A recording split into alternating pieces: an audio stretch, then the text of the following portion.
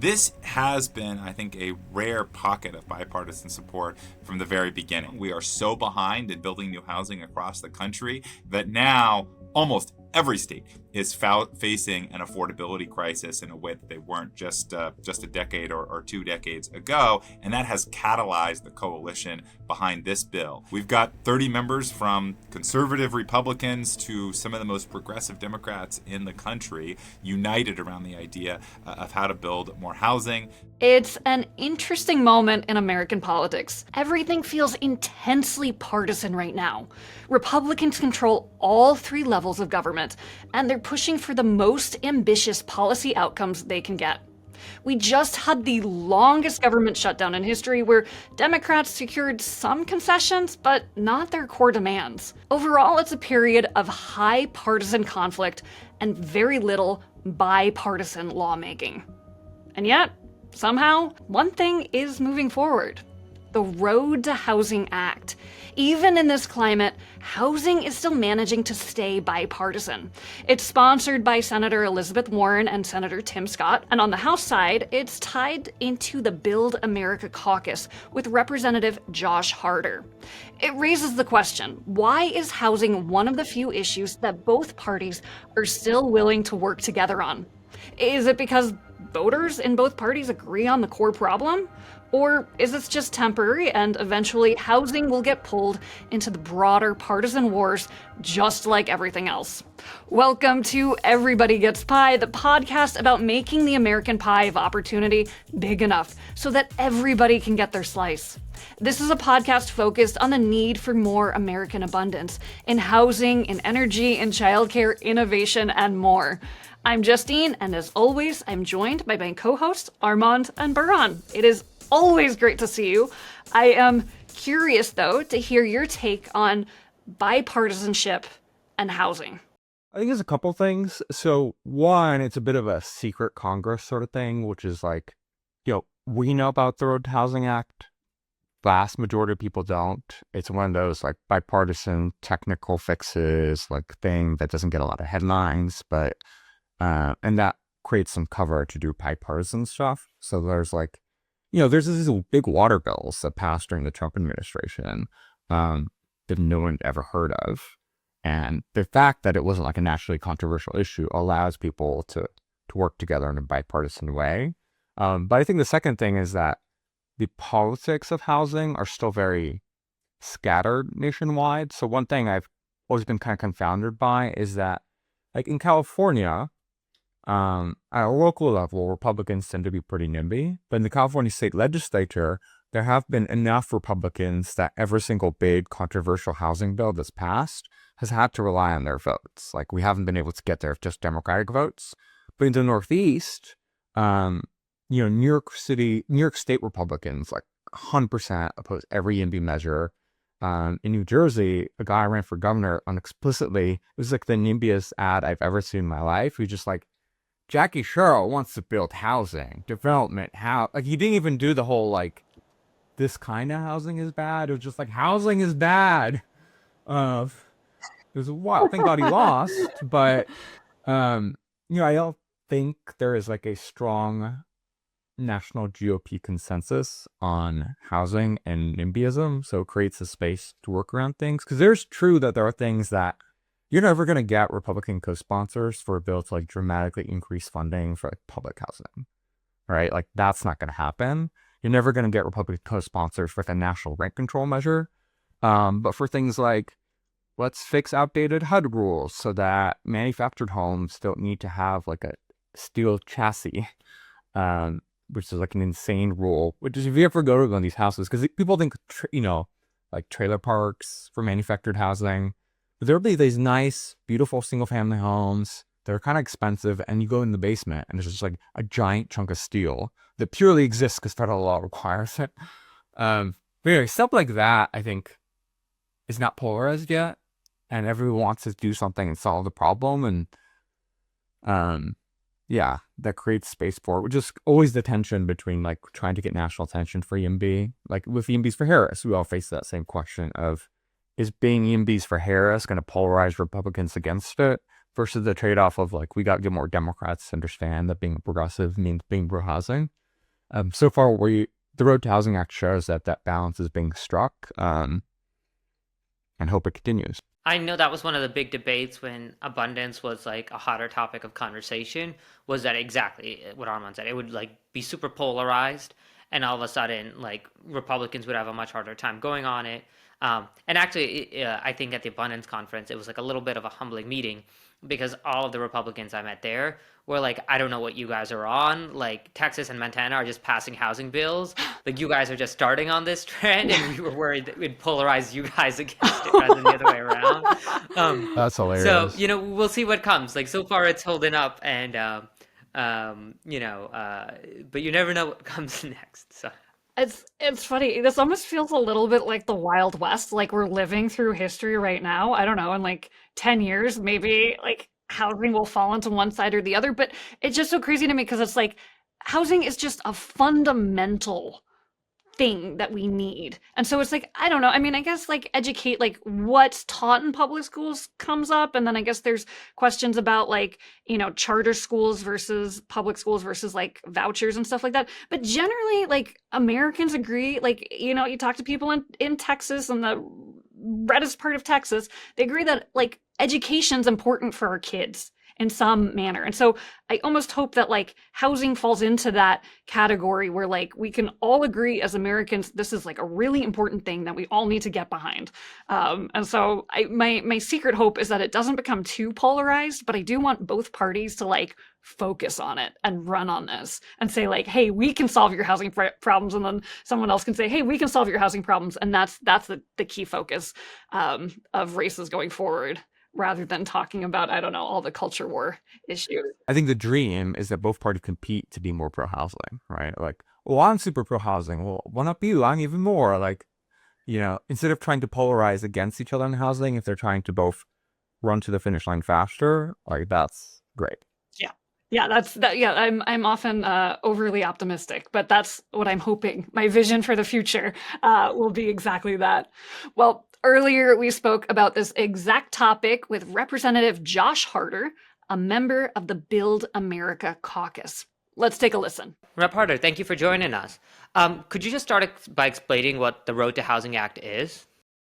Well, I think we've been in the midst of a devastating housing crisis for many years now. It's infected states all across the country. And there's just been, I think, a tremendous amount of local and state leadership, including by folks like the two of you, over the years to try to build more houses and lower prices for folks.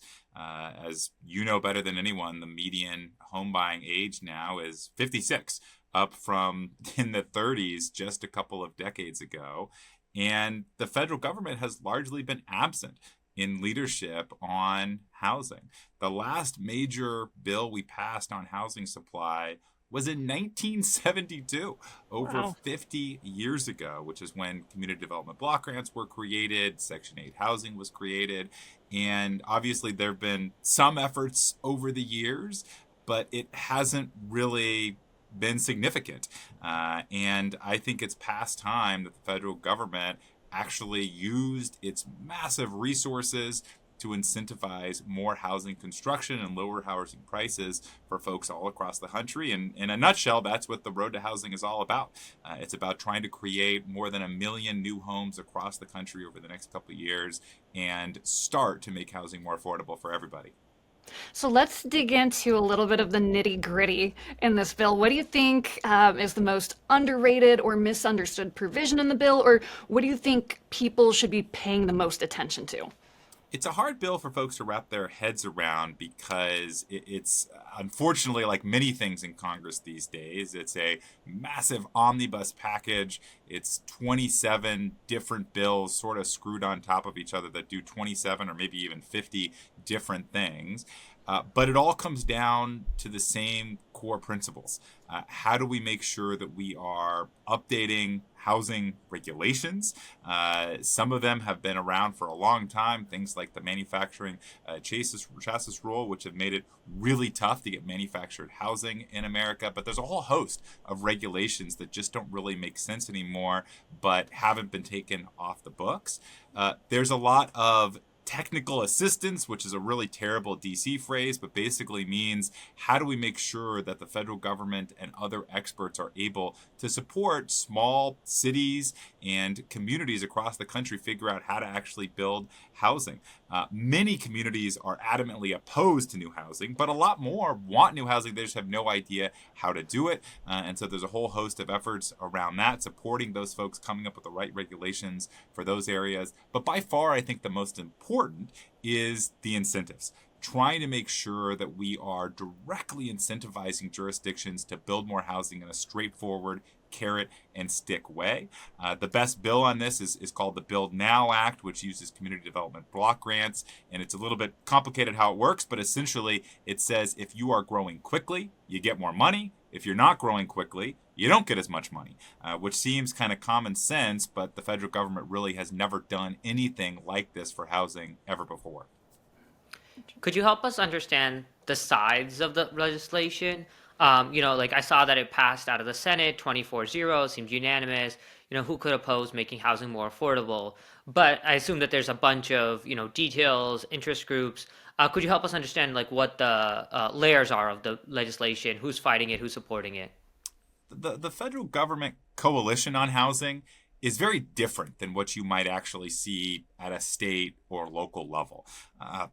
The type of activist that'll show up at a city council meeting and say, absolutely, we can't build this high rise in my backyard, are just very different. Those folks don't really exist at a federal level in the same way, because you can't aggregate those sorts of people. And obviously nothing in this bill is going to say this particular high rise has to be built. That's in the hands of local officials like you and many others. So I think the coalition behind this bill is, I think, really a bipartisan group of folks. I'm a chair of a group called the Build America Caucus, which has been leading this in the House. And we've got 30 members from conservative Republicans to some of the most progressive Democrats in the country, united around the idea of how to build more housing.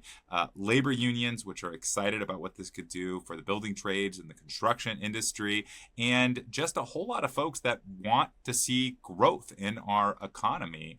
A lot of the opposition is not particularly principled. It's not saying, well, this provision is wrong or that provision is wrong. It's just, I think, a lot of turf wars that aren't always separated by ideology or political party, people that have their own ideas or unfortunately want to take credit for something as opposed to try to celebrate good things happening. And that is a tricky process to navigate. It's not always public. But my hope is that we can get a good product out in the House. I don't think it's going to be starting from everything that the Senate put in, but at least it could be the first down payment on housing supply construction that we've had in decades. It's funny because Burhan and I have both sat through many a city council meeting, especially on any sort of zoning reform or allowing new housing to be built or a new apartment. So we're very well aware of what happens at the local level. But there's so much control at the local level. So I'm just and that dictates so much in terms of what actually does get built. And so I was going through this bill, and so I'm curious, how much teeth do you think this has, and how effective do you think this will be? I mean, there clearly still needs to be more done at the local level, but I was looking at this. One of the things is it directs HUD, Housing and Urban Development, to publish guidelines and best practice frameworks for state and local zoning and land use policies. But that's sort of I don't know. Yeah, that sounds like not the strongest great. language. Yeah, oh great, we're gonna get that. But how does that actually impact a local level? How do we actually see more housing get built? What are the downstream effects? And I will make this point. I do think that housing has become such an issue that it is no longer a local level Mhm. issue. It has become a statewide issue. It's become a national issue. So I'm so glad that we're seeing federal action on this. But yeah, it's like what can actually get done? Yeah, well, first of all, I think you're right. For the reason that we have not seen something like this for a long time is that the crunch of housing costs has been most acutely felt in only a handful of states. If you live in California, you have been focused on housing prices for a long time. If you live in Wyoming, maybe not. And yet, because California has the same number of senators that Wyoming has, that can make it tough to actually build a broad federal coalition if there's only, those pain points are felt most acutely in New York and in, Massachusetts and California. And so I think what's changed over the last decade is this has gone on so long. We are so behind in building new housing across the country that now almost every state is facing an affordability crisis in a way that they weren't just a decade or 2 decades ago, and that has catalyzed the coalition behind this bill. And I think that's probably the most important point that we can make in getting this legislation or some fraction of this final legislation across the finish line. What we've seen at a state level is it often takes many, many bills to chip away at the roadblocks that are holding more housing supply back. I know my own home state of California best, and I think I can't even keep track of how many housing bills California has passed over the years. It's been a lot. But what has stayed durable across all of those housing bills is the pressure to try to make sure that that legislation that is being pushed is actually seen in new housing starts. Unfortunately, we really have not, I think, seen enough impact in all those pieces of legislation quite yet. But my hope is what we can do this year is break open that dam, knowing that it may take many more federal housing bills to try to get this right.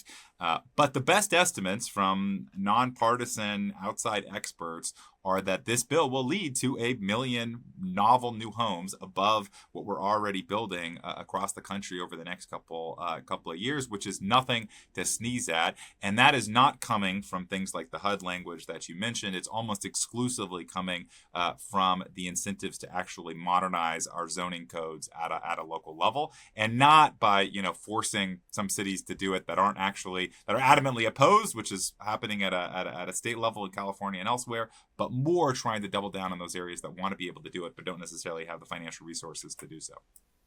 So I wanted to break down what this final bill might look like. I think that it passed out of the Senate. I think the first question to kind of understand is just how is it looking in the House?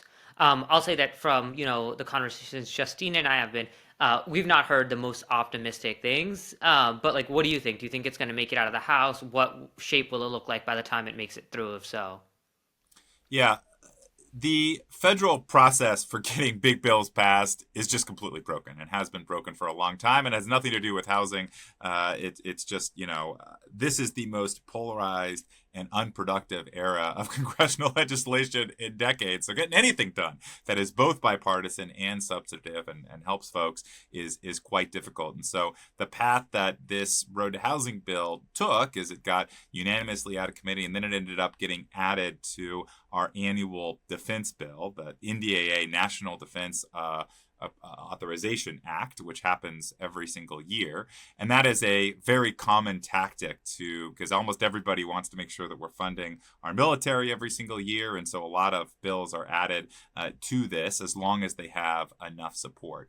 And so we'll see where that bill should get released. The text of that should be released as early as this week. We've been negotiating on it for weeks and months now.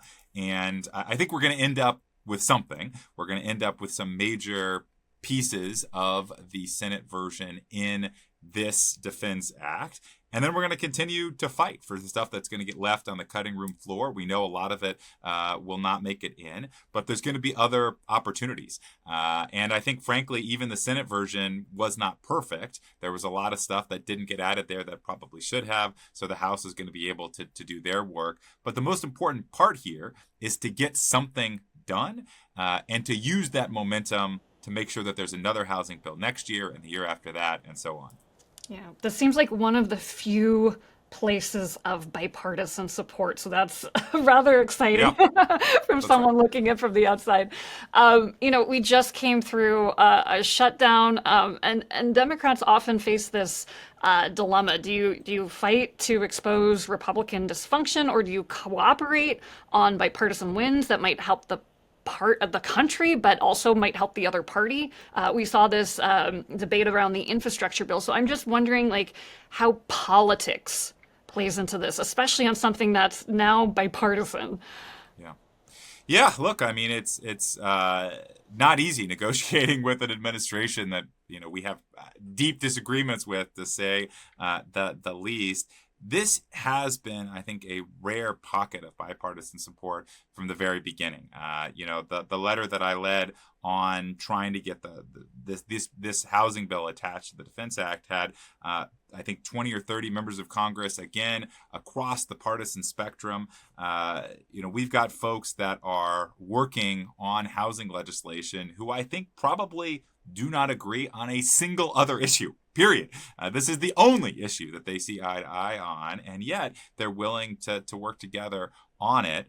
And I think that this is this has been a blind spot for Republicans and Democrats across the country. We've seen that this really, I think, cross cuts our typical partisan loyalties in a lot of ways. You have a lot of NIMBY Republicans, and then unfortunately you have a lot of NIMBY Democrats as well, and vice versa. And so I think it creates opportunities for bipartisanship you don't always see on every issue. That said, I think we have a real problem on the Democratic Party, especially with this, for the very fact that the areas that are the most expensive, that are not building the most housing, are blue states like California, New York, Massachusetts, and the rest. And so, I want these states to be shining examples of how great life looks like when you elect Democrats. They're not. And so I think hopefully what we can do at a federal level is try to create that ideological superstructure and that broad coalition that can then go out and make sure that we're building the housing that we desperately need. But I think this is a rare issue that makes some pretty strange bedfellows for sure. So I wanted to ask about the strange bedfellows part, right? Housing is an issue that's like really big. It's like the biggest expense for most Americans. But some of the underlying technical mechanisms, permitting, zoning, those sorts of things exist for a whole range of infrastructure. We kind of saw this last term where it seemed like the permitting reform, especially for energy, was going to pass. And then, at least from the outside, what was projected was that, Republicans were on track to get, the White House and both houses of Congress. And so it kind of died on arrival. Is that just what we should expect? Something like this? Is that like it's passing and that's great, but it's kind of passing because there's unanimous control by one party? Or is this something in general? Like, we hear a lot of conversations about like why pass something in a divided Congress when you can just wait for your party to get back in power and then you can pass something even bigger. I don't know if you have thoughts on that and what happened with permitting reform in particular. I spent a lot of time working on permitting reform, and I think we have a real opportunity, just like housing, to do something real on permitting reform over the next couple of months. There's some really important bills that are moving through the House even this week. But I think we have to be able, on both housing and energy, to work across party lines. We didn't do anything on either of those two issues when we had the House, the Senate, and the White House on the Democratic side. And I think one of the reasons for that is we have some folks on our side who are adamantly opposed to progress on these issues. But then also 80% of the last 30 years has been divided government of one type or another. And it's almost 100% when you add in the impacts of the filibuster, which are requiring a 60 vote threshold for anything like housing reform or permit reform on the energy side. And so I think it's just unrealistic to expect any change to be fully partisan one way or another. We're going to need to be able to work with anybody who's interested in addressing these root issues. And I think we have to show the Democratic Party cares about this. I mean, when I, called one of my Republican colleagues to say that we wanted to work together on housing, and I wanted to really prioritize cutting some of the red tape in HUD that was holding us back, things like the chassis rule. She told me that she almost drove off the road. She was so surprised that a Democrat was calling to talk about cutting red tape. That's not surprising, but we have to do better as a party if we want to be able to actually solve the most important problems for most families and the largest pieces of their budget. Do you think that, I mean, in terms of the current status on energy permitting and reform, do you think that that's dead for now, or do you see like pieces that could still move forward? It's not dead at all. I mean, there's three Okay. things that have to happen that are the root. I mean, the policy is actually quite easy to understand. It has to be regulatory reform. So, NEPA, the National Environmental Protection Act, has to be changed, similar to what has happened in California with the statewide version called CEQA. We need to make sure that we're making it easier to site and build new energy projects, especially with the demand growth created by artificial intelligence and data centers. But even despite that, second, we need to make it easier to build transmission.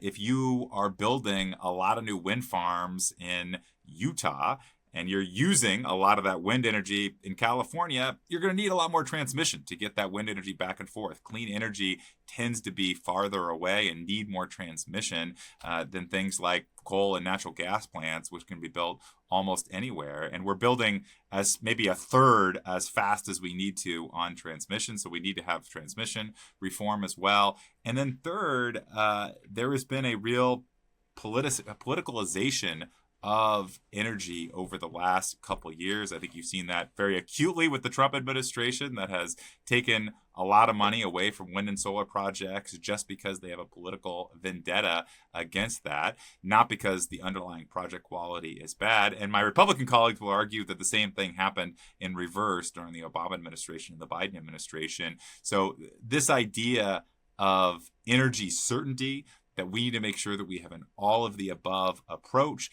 and that projects are not being held back for political purposes, is sort of the third leg of the stool towards any sort of permit reform. Because ultimately, Democrats aren't going to come to the table saying, let's make it easier to build energy projects at the same time if the Trump administration is making it all but impossible to actually build clean energy across the United States. So all three of those problems can be solved. And I'm actually quite optimistic in terms of the negotiations we've had so far. We're going to see a hearing tomorrow in the Natural Resources Committee. We're going to be doing a bipartisan meeting on that later this afternoon. So I think we have a lot of work to do, but some real progress already to report.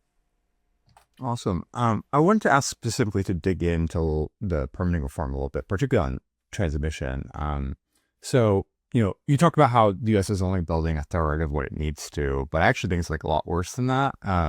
If you compare us to China, for example, China built about 8,200 miles of ultra-high voltage transmission lines in the 2020s. We built 375. And the gap is just getting worse and worse, right? And one of the things that people have talked about is, I know in an earlier draft of like the permitting reform, there's this measure to do remand without vacatur, which basically means that if you sue and the court finds that there might be like a NEPA issue, you can continue the project, but as long as like the permitting agency eventually like fixes the issue in the review. But my understanding that's fallen out. A lot of people are really opposed to it. But everything I've read from, Institute for Progress to like very specific like, energy think tanks and so on is that, shot clocks are nice, permit like timelines for statute of limitations for lawsuits are nice, but like the people really opposed to these things aren't worried about being able to file in like 60 days or 180 days. They could do it. It's more that there's so much judicial uncertainty that if you're a developer, you invest a lot in this project, but then you might get sued. And even if just, they forgot to check a box on NEPA, like the state agency did, it could be delayed for years or decades. It's super unpredictable. How do you feel about sort of the remand without vacatur provisions or anything else that could reduce like judicial uncertainty? Yeah, I think that's obviously a big piece, not just for transmission, but also something for NEPA reform in general. There's a lot of ways that have been considered to fix that problem. One thing that I have introduced legislation on is essentially a permitting court, which exists exists already in the federal government for some issues. But basically, imagine it as, instead of going towards the federal court process, which can take decades and really does not have particular expertise in these issues. If you sort of require folks to come to the table, to have some real permit experts sit down, and then at a quick decision that can get released, that can dramatically reduce the uncertainty for a project and make sure that this doesn't drag on for years and years and years. And that's one sort of way to think about it that has existed in the federal government for a while in other jurisdictions and could be applied to NEPA as well. A second good example is, frankly, what we do for natural gas pipelines. You do not hear a lot. You hear about the Keystone Pipeline, of course, but it's very rare that you hear about opposition locally to natural gas pipelines because we have one single federal standard for how to build gas pipelines. And frankly, it works. There is one governing agency, and there is a lot of the bottlenecks taken out of the process because that one agency has complete jurisdiction in how natural gas pipelines move across. Now, why does that exist for fossil fuel and not exist for clean energy, which is through transmission? It makes exactly no sense. And so another real piece of what we're looking for on transmission is using that same principle, trying to create a one-stop shop at a federal level, similar to what exists for natural gas pipelines, to say if we're going to build transmission, there should be one organization in charge that's making that decision, and that process should be sort of seen through end to end, as opposed to what exists today, which is you have to piece together plots of land and right-of-ways and negotiate with individual farmers, plot by plot. It's a system that seems all but designed towards delay and procrastination, and obviously we're living with the results. As people who have been part of the pro-housing movement and seen its build up over the last 10 years, it's kind of remarkable how it's become bipartisan, right? Everywhere from Montana to California passed big pro-housing legislation in the last year. And the Build America caucus has been genuinely bipartisan in an era that's otherwise been really, really partisan. I just wanted to ask both how it came together, but also, it's not everyone in Congress who's part of it. What are still the fractions in Congress?